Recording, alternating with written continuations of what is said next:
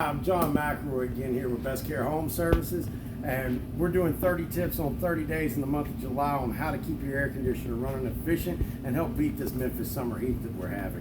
One good tip that we can have is to have your unit properly maintenance on a yearly basis, which would cover cleaning your condenser coils, checking all the electrical stuff such as contactors and capacitors in the unit to make sure that everything's in good operating condition, that nothing's burnt up, that all the components are still strong and able to help get the equipment started.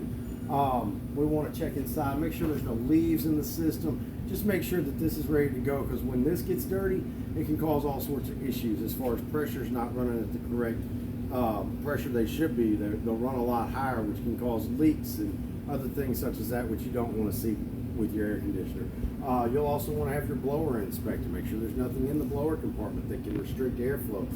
It would also entail changing your air filter or checking your air filter as needed, which has been covered in another video that we did recently. If you haven't checked that out, make sure to go back and check that out.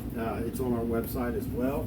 But we go through, we also make sure that your drain line's clear and that it's equipped with safety switches to shut the system off in case of any kind of backup that could occur during the cooling process. That's about all we got for a tip on maintaining your air conditioners. If it's something y'all don't really have done or never had done, definitely look into doing it. It will definitely help your air conditioner run a lot more efficient. Check back with us again tomorrow on more tips on how to keep your air conditioner operating as efficiently as possible. Again, I'm John McElroy with Best Care Home Services. Thanks for watching.